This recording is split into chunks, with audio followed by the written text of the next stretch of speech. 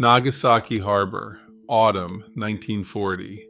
Across the water stands a foreign consulate, its windows facing the Mitsubishi shipyard, and its staff can see almost nothing. A curtain of rope weighing hundreds of tons hangs around one building slip and screens whatever stands behind it from every angle a watcher on the far shore might take. Behind that curtain is the largest warship ever built. A hull of roughly 64,000 tons sits in the open in a working commercial harbor, and almost no one is permitted to know it is there. This is not a fortress or a remote arsenal cut off from the world. It is a private yard beside a busy port in a city going about its day, and a battleship has been hidden in plain sight. The concealment held. The rope, the restricted gates, the silence of the workers, all of it worked. But the same machines that kept the secret would betray it, all in a single day. The physics of moving a ship that size could not be hidden behind any curtain. This is the story of the machines that built the Musashi. Not the admirals who wanted her, not the designers who drew her. The machines themselves and the men who ran them. Over the next stretch, we walked the whole build from the ground up. The slipway rebuilt to carry her weight and the curtain that hid it. The welded hull and the floating cranes that set it. The imported press that shaped her armor. The guns so heavy a second ship was built for the sole purpose of carrying them. And the launch that finally let the water tell the harbor what had been standing there all along. Begin at the ground itself. On the 29th of March 1938, the keel of the Musashi was laid at Mitsubishi's Nagasaki shipyard. But the honest starting point comes earlier than that, months before the first keel plate touched the blocks. When the yard looked at the ship it had agreed to build and understood that it could not build it. Not yet. Not on the ground it had. This was a private commercial yard. It had turned out liners and freighters and warships for decades, and it was good at it. But nothing it had ever made came remotely close to 64,000 tons. A hull that heavy is not simply set down on a slipway and left to rest. Its weight drives down through the timber building ways and into the earth underneath, and the earth underneath a working harbor yard is soft, reclaimed, low-lying ground. The slip that existed would have moved under her. It would have settled or split or dropped a corner and taken months of half-built battleship down with it. So before the Musashi could be built, the place that would build her had to be rebuilt. Mitsubishi reinforced the building slipway and enlarged the workshops that stood around it. The ways were strengthened to carry a load no commercial slip had been designed to hold. This is the first machine in the story, and it is the one no photograph ever shows. It is the ground. A shipyard on the water was quietly re-engineered around a ship that did not yet exist, so that when she did exist, she would have something solid to stand on.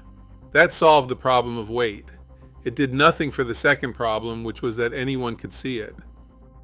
Nagasaki was a busy port. The slip Mitsubishi chose faced open water, and across that water, close enough to watch the yard through a window, stood a foreign consulate.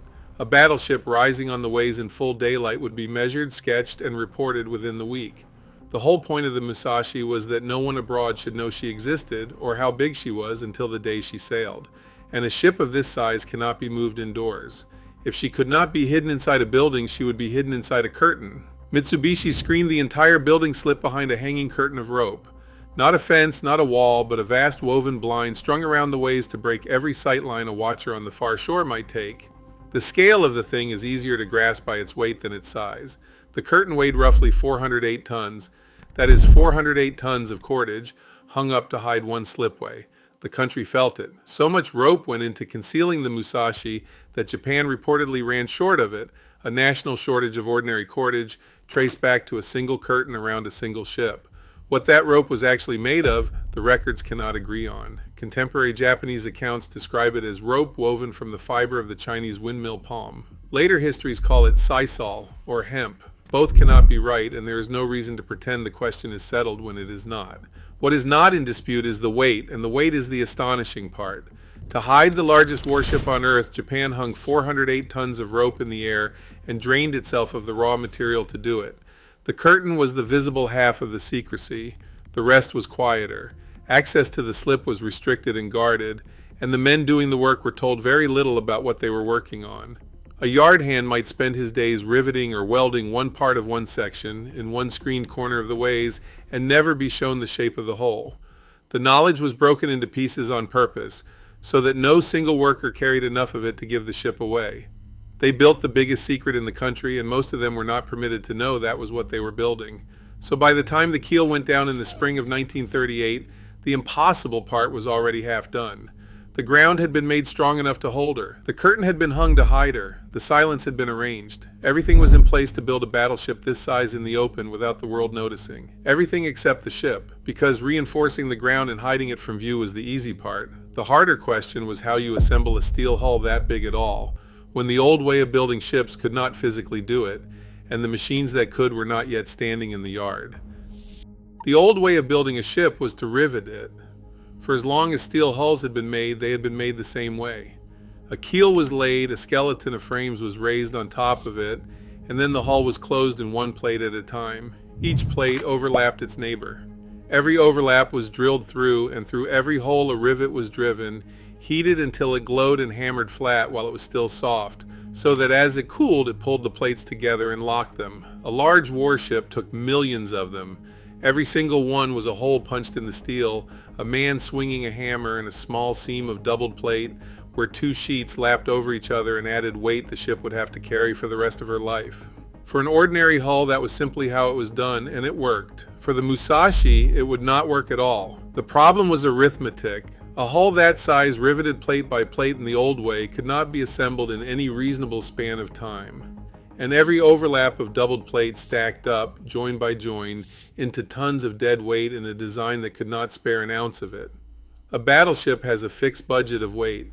Every ton spent on the joins between plates is a ton that cannot be spent on armor, or on guns, or on the engines to move them. The old method was too slow and too heavy for a ship built at the very edge of what could be built. So the yard abandoned it. Two things changed, and they went together. The first was electric welding. Instead of drilling and riveting overlapping plates, the shipwrights fused them. An electric arc melted the steel of two plates along their meeting edge until the metal ran together and set as one continuous sheet, with no overlap, no doubled seam, no rows of hammered rivet heads. A welded joint weighed less than a riveted one because nothing was doubled. It was faster once the yard had learned the craft, because a seam could be run far quicker than a line of holes could be drilled and filled by hand. And it left a smoother, stronger, watertight skin. For a hull that had to save weight in every place it possibly could, welding was not a refinement. It was the thing that made the weight budget close. The second change was larger still, because it altered not how the plates were joined but where. The old way built the hull in place from the bottom up, out on the open slip. The new way built it in pieces. Whole three-dimensional sections of the ship, entire blocks of hull complete with their framing and much of their plating already welded together, were assembled away from the ways under cover in the workshops. Then each finished block was carried to the slip, lifted into position, and joined to the blocks already standing. The hull was no longer grown one plate at a time in a single spot. It was built as a set of giant components and put together like one. This is block construction, and it is the reason a hull that size could exist at all. It let dozens of sections be worked at the same moment, in parallel, sheltered from the weather instead of one plate at a time on the exposed ways. It was a manufacturing shift the whole class forced on Japanese industry, an industry that had always built its ships riveted and in place, and now had to learn quickly to build them welded and in blocks. The Musashi was one of the ships that forced that change through, but a block is a colossal object. A prefabricated section of a hull this size weighs many tons, and it is dead steel with no engine and no will of its own. It cannot move itself to the slip. Something has to lift it, swing it out over the ways, and lower it onto the exact place where it belongs, to within the width of a finger.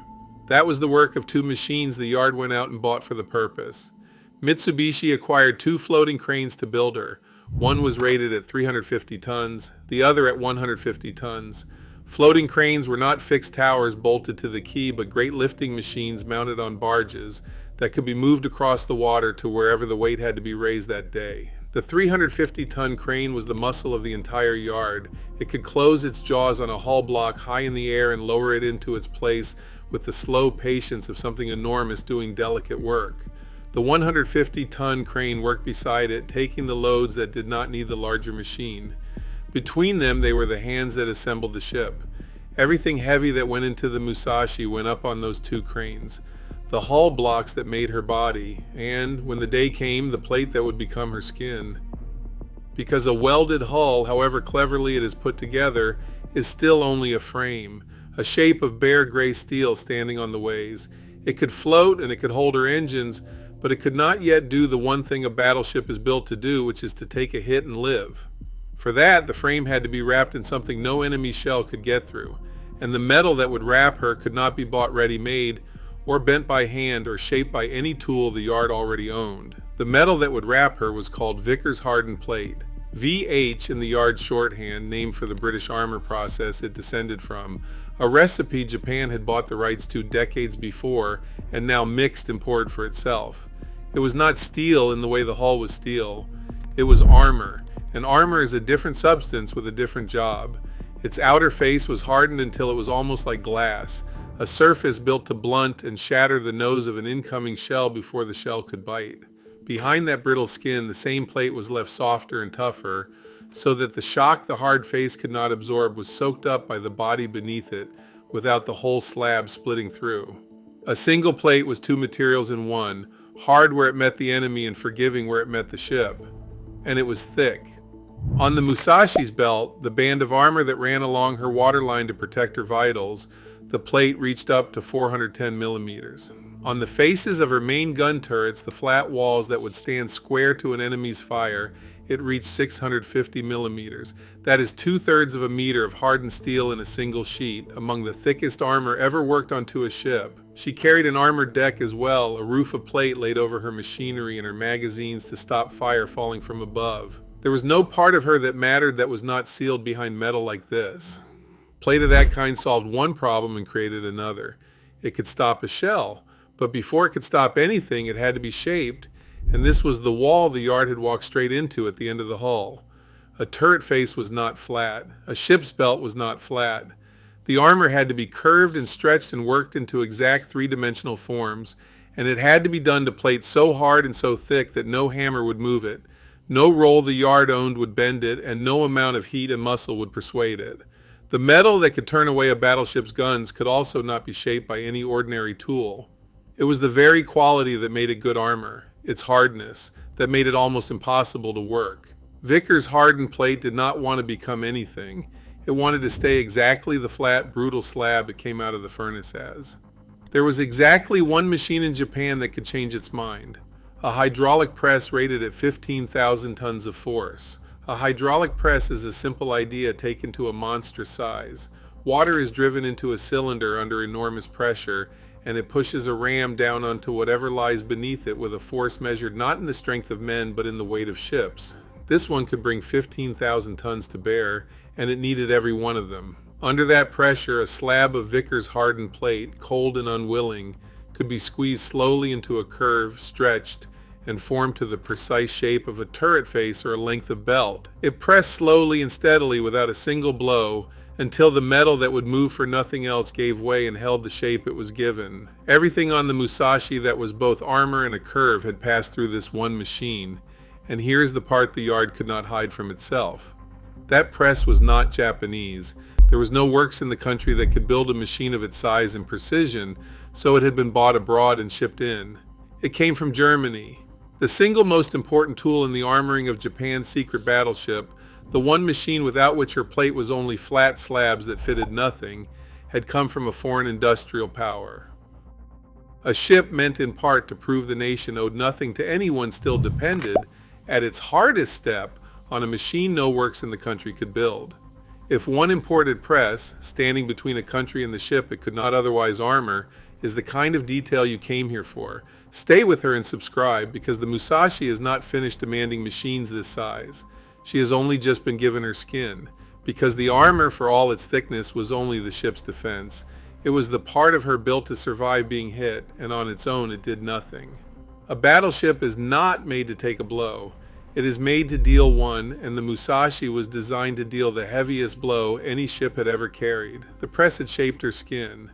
But her reason to exist sat above that armored deck, in guns so large that shaping them would take more than a single machine. It would take tools that did not yet exist, and before she was done, a second ship built for no purpose but to carry them. A battleship's guns are not cast whole.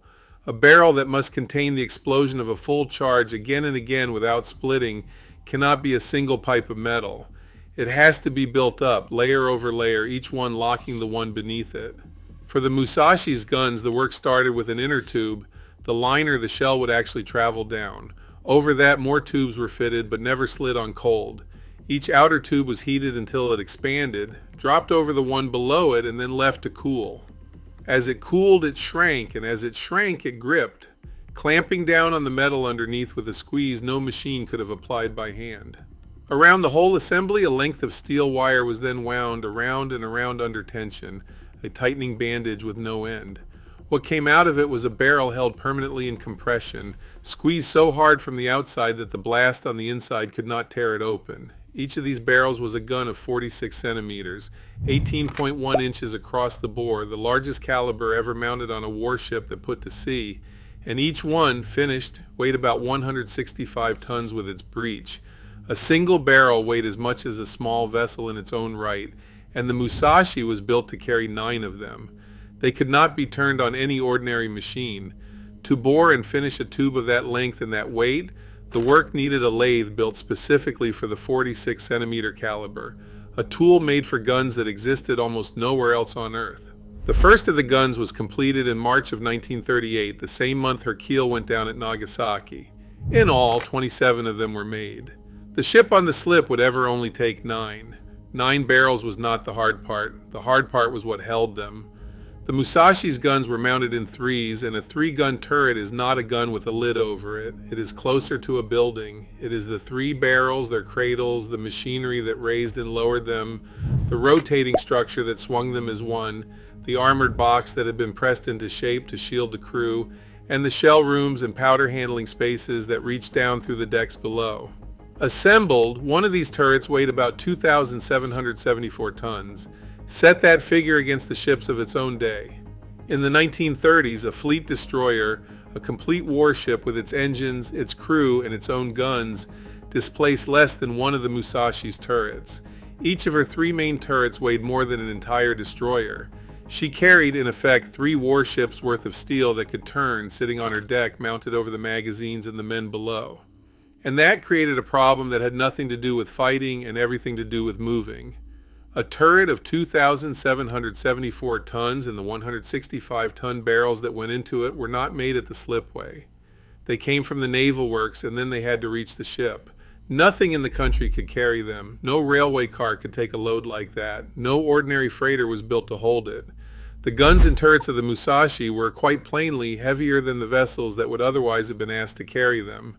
So the Navy built another ship. Her name was the Kashino, and she had a single purpose. She was designed and built from the keel up to carry the 46-centimeter guns and their turret parts, a dedicated transport for a cargo no other hull could hold. Before the Musashi could be armed, a second ship had to exist for no reason but to bring her the arms. The guns and turrets this one battleship demanded had simply outgrown every other way of moving them. Even the Kashino only solved the carrying of them. The guns and the turrets still had to be lifted aboard the Musashi and lowered into place, and that could not be done on the slip. It would come later in deep water once she was afloat, which was the one thing she was not yet. For all of it, the pressed armor, the shrunk-on wound barrels, the turrets heavier than destroyers, the whole ship built to carry her guns, the Musashi was still standing on dry land. A hull of tens of thousands of tons held on a timber platform above a working harbor with nowhere to go. Every machine so far had put weight onto her. The next one had to take all of that weight and in a matter of seconds set it safely into the sea. And the slip she stood on had almost no clear water in front of it at all.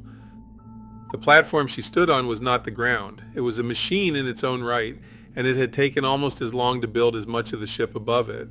To launch the Musashi, the yard first had to build something strong enough to let her go. Under the hull ran the ways, the slope track down which she would slide into the harbor, and for a hull of this weight, the ways could not be an ordinary timber slope. They were built up into a platform 4 meters thick. 9 planks of Douglas fir, each 44 centimeters through, were bolted one on top of the next until the stack stood a full 4 meters deep, a solid road of layered timber laid down the incline to the water. Bolting them was the slow part. The fir came in green, still full of its own sap, and the drills that had to pass the bolt holes through 4 meters of it fought the wet wood the whole way. A drill that would have cut seasoned timber cleanly bound and dragged in the fresh planks. Boring the holes and driving the bolts through the full thickness of the platform took, In the end, close to 2 years. 2 years of work to build the thing she would use for a matter of seconds. Even finished, the waves only got her moving. The harder question was stopping her. Nagasaki had been chosen and rebuilt to hold her, but it had one thing it could not be given: room. There was very little clear water in front of the slipway, a short reach of harbor, and then the far shore. A hull of that weight, once it began to slide, would not stop on its own before it crossed to the other side. Something had to catch it. So they hung chains. Along both sides of the hull, the yard rigged heavy drag chains, coil after coil of them, 570 tons of iron in all, made fast to the ship so that as she ran down the ways, the chains would pay out behind her, snatch tight, and haul against her weight. 570 tons of chain whose only job was to bleed the speed out of the moving hull and hold her in the little water she had. The launch was a controlled fall down the ways, braked by more iron than went into most whole ships. The day chosen was the 1st of November 1940. By then, the secret of the slip had been kept for more than 2 years, and the yard was not about to let the moment it mattered most be the moment she was seen. So the launch was hidden inside a lie. The city was told there would be an air raid drill. On the morning of the 1st of November, the residents of the district were ordered into their homes and told to stay there. Around 2,000 men, police, military police, and sailors were put out through the streets and along the waterfront, not to guard against an attack that was never coming, but to make certain that no one turned to look at the harbor. People were forbidden to watch the water. The largest warship on Earth was about to move for the first time, and the whole point was that not one person outside the yard should see how large she was. And then the machines did exactly what they had been built to do, and that was the problem. When the Musashi let go and ran down the fur into the harbor, a hull that size does not simply enter the water. It takes the water's place. Tens of thousands of tons of steel drove into the harbor and shoved the sea out of the way, and the water had to go somewhere. Across the whole bay, the level rose. By roughly 50 centimeters, the entire harbor lifted all at once as the ship displaced her own volume of sea, and ahead of her, thrown out from the hull, went a wave about 120 centimeters high that rolled across the short water and broke against the far shore. It flooded homes along the waterfront. It swamped and capsized the small fishing boats tied up around the harbor. The people who had been ordered to stay indoors and not look found the sea coming up into their houses. They had drilled 4 meters of green fur for 2 years. They had hung 570 tons of chain to hold her to the inch. They had drawn a curtain over the slip and put 2,000 men in the streets so that no eye would fall on her. And in the seconds it took her to enter the water, the ship reached the whole city anyway, not by being seen, but by lifting the bay and pushing a wave through the doors of the people forbidden to look at it. The one thing the machines could not hide was the physics of what they had made. A secret can be curtained. The weight of 35,000 tons falling into a harbor cannot. She was afloat now, and a ship only afloat is not yet a ship. Everything to this point had raised her hull, wrapped it, and built the works meant to stand above her deck. But the Musashi that slid into Nagasaki harbor that November was still an empty shell, unfinished inside, her guns still ashore, waiting to be lifted aboard in the deep water she had at last reached. What came next would take almost another 2 years to finish, and what remained of her story would be measured in the men who did the work and in how long the secret could be kept. A ship in the water is still only a beginning. For almost 2 more years the Musashi lay against the fitting out wharf, while the yard finished what the launch had only made possible. Her guns came aboard here, lifted into their turrets in the deep water she had at last reached. And below her armored deck the yard built the one part of her that had to move. 12 compound boilers raised the steam. 4 turbines turned it into motion, some 150,000 shaft horsepower in all, enough to drive a hull of her weight through the sea at 27.5 knots. It was buried deepest of everything in her, sealed beneath the same plate that had taken a German press to shape, the heart of the ship hidden inside the armor. On the 5th of August, 1942, more than 4 years after her keel was laid, the Musashi was commissioned. The most powerful battleship afloat had been built inside a working commercial harbor, and the world beyond the yard still did not know her true size. None of it was done by machines alone. Every seam the welders closed, they closed in the half-light of an unfinished hull, folded into compartments barely large enough to turn in, breathing the smoke of their own arcs. Plates of armor heavier than houses hung overhead on the cranes while men worked in the shadow beneath them. The press shaped the steel, but hands guided it into place. And here the record goes quiet, in a way that should trouble anyone who tells this story honestly. How many men were injured building the Musashi? How many were killed in those confined spaces and under those suspended loads?